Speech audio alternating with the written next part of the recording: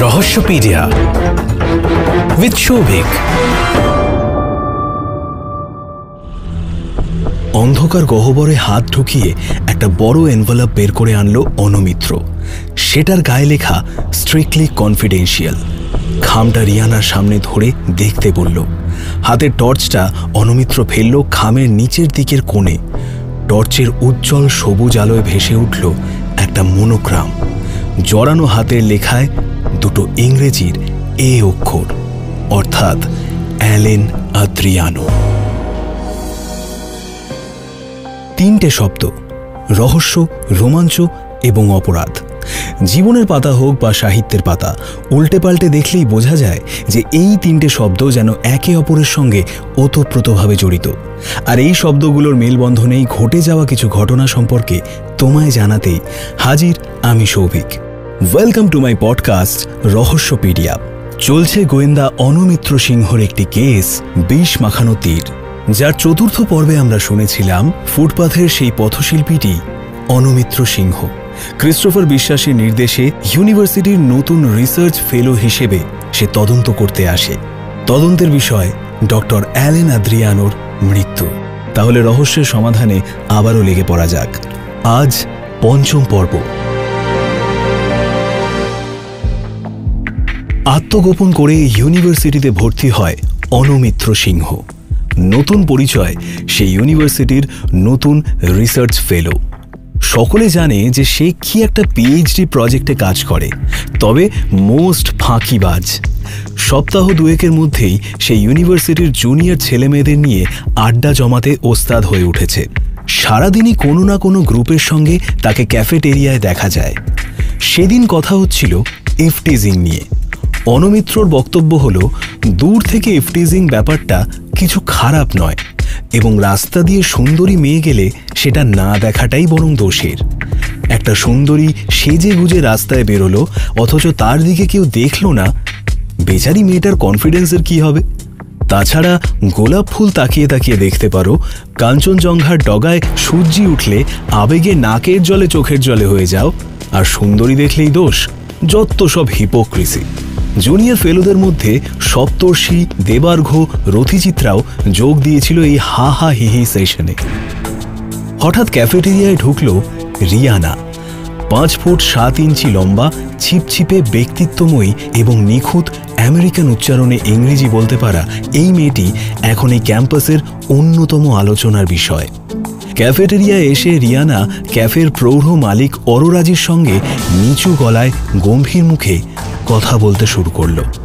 Rihanna সম্বন্ধে কেউ স্পষ্ট কিছু না জানলেও ও যে প্রফেসর RPSR এর নিরাপত্তা সংক্রান্ত কোনো কাজেই ইউনিভার্সিটিতে এসেছে তা আন্দাজ করতে পারে সকলেই। সমস্যা হলো, তার পিছনে লাগতেও ছাড়ে না অনুমিত্র। একদিন একটা মেরুন পোলকা ডটওয়ালা কুর্তি পরেছিল রিয়ানা। অনুমিত্র সেই দেখে ফস করে মন্তব্য করে বসল। ব্যাস, ক্ষেপে লাল হয়ে চেঁচামেচি করে সকলের সামনে অনুমিত্রকে দিয়ে ক্ষমা পর্যন্ত চাইয়েছিল রিয়ানা। তাতেও কি ছেলের লজ্জা হয়? দুদিন পর আবার একটা টপ দেখে মন্তব্য করেছিল অনুমিত্র।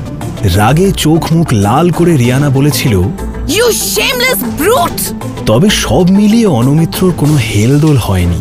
প্রথম নিতান্ত বিরক্ত হলেও এখন তাকে বেশ সন্দেহের চোখে দেখে রিয়ানা। কারণ দুদিন অনুমিত্রকে ও RPSR এর চেম্বারে আড়ি পাততে দেখেছিল। রিয়ানার কাছে ধরা পড়ে গিয়েও লজ্জা নেই তার। দেতো হেসে সে বলেছিল, "যেখানে সেখানে একা ঘুরো না মামুনি, দিনকাল ভালো নয়। আগুন নিয়ে খেলা কি সবার কাজ?" কথাটা ভালো বোঝেনি রিয়ানা। হুমকির মতো শোনালো কি? তাহলে সারাদিন হাসি ঠাট্টা আড্ডা ইয়ার্কির আড়ালে অনুমিত্র জঙ্গি সংগঠনের কেউ নয় তো? নিশ্চিন্ত হতে না পেরে রিয়ানা অনুমিত্র সম্বন্ধে একটা ডিটেইলড রিপোর্ট মেল করেছিল ডিউককে। ডিউক এখনো কোনো রিপ্লাই দেননি, তাই অনুমিত্রকে নিয়ে একটু চিন্তাতেই আছে রিয়ানা। অরোরাজির সঙ্গে কথা বলে ক্যাফেটেরিয়া থেকে বেরোনোর সময় রিয়ানা দেখল ছেলেটা ক্যাফের কোথাও নেই।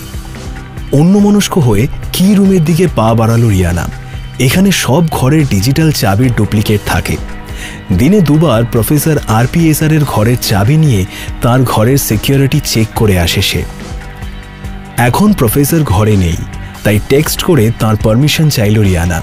অনুমতির রিপ্লাইটা দেখাতেই নম্বর চেক করে ডিজিটাল চাবিটা ওকে দিয়ে দিলেন কি কিপার আগামী 26 মিনিটের জন্য। প্রফেসরের ল্যাব সুপারভাইজ করতে রিয়ানার সময় লাগে মিনিট 20 একটু বেশি। অতিরিক্ত 5 মিনিট সে চাবি রাখতে পারে, না হলে টাইম রিনিউ করাতে হয়। ফর্মালিটিজ সেরে ল্যাবে পৌঁছতেই চমকে গেল রিয়ানা। প্রফেসরের স্টাডি টেবিলের ড্রয়ার খুলে কাগজপত্র ঘাঁটছে অনুমিত্র। ওর হাতে একটা ছোট সরু টর্চ। দরজা খোলার আওয়াজে চমকে উঠে রিয়ানাকে দেখেই চোখ মুখ পাল্টে গেল তার। দাঁতে দাঁত চেপে সে বলল, তোমার প্রাণের ভয় নেই? তোমাকে আগুনে হাত দিতে বারণ করেছিলাম না? রেগে গিয়ে চাপা গলায় রিয়ানা বলল, আমায় বারণ করা তুমি কে? পেটি চোর কোথাকার! এই মুহূর্তে আমি তোমাকে পুলিশে হ্যান্ড ওভার করতে পারি, তুমি তা জানো? যা ইচ্ছে করতে পারো, তবে তার আগে এদিকে আসো, একটা জিনিস দেখে যাও। সন্দিগ্ধ মনে পায়ে পায়ে এগোলো রিয়ানা। আত্মরক্ষার অনেক প্রশিক্ষণই তার নেওয়া আছে, তাকে কাবু করা শক্ত। সে কাছে যেতেই একটা ড্রয়ার অনেকখানি টেনে বের করলো অনুমিত্র। ড্রয়ারের দেওয়ালে একটা খুব ছোট্ট আলপিনের মাথার মতো বোতাম। বোতামটাকে 2 আঙুলের নখে ধরে একটু সামনে টেনে ধরল অনুমিত্র। চড়াত করে ড্রয়ারের নিচটা ফাঁকা হয়ে উন্মুক্ত হলো একটা অন্ধকার গহ্বর। সেখানে হাত ঢুকিয়ে একটা বড় এনভেলপ বের করে আনলো অনুমিত্র। সেটার গায়ে লেখা স্ট্রিক্টলি কনফিডেন্সিয়াল। খামটা রিয়ানার সামনে ধরে বলল, এবার দেখো। হাতের টর্চটা অনুমিত্র ফেলল খামের নিচের দিকের কোণে। টর্চের উজ্জ্বল সবুজ আলোয় ভেসে উঠল একটা মনোগ্রাম। জড়ানো হাতের লেখায় 2 ইংরেজির এ অক্ষর, অর্থাৎ অ্যালেন আদ্রিয়ানো। দেখেই মাথাটা টলে উঠল রিয়ানার। কোনো রকমে একটা চেয়ারের হাতল ধরে নিজেকে সামলে নিল সে। দ্রুত খামটা যথাস্থানে ঢুকিয়ে রেখে অনুমিত্র ফিসফিস করে বলল, তোমার বরাদ্দ 26 মিনিটের, আর মাত্র 5 মিনিট বাকি। শিগগির চলো অন্য কোথাও, আমার কটা জরুরি কথা আছে।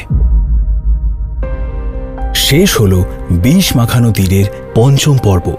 পরের পর্বের জন্য শুনতে থাকো রহস্যপিডিয়া সৌভিকের সঙ্গে, only on YouTube/919 Friends FM podcast।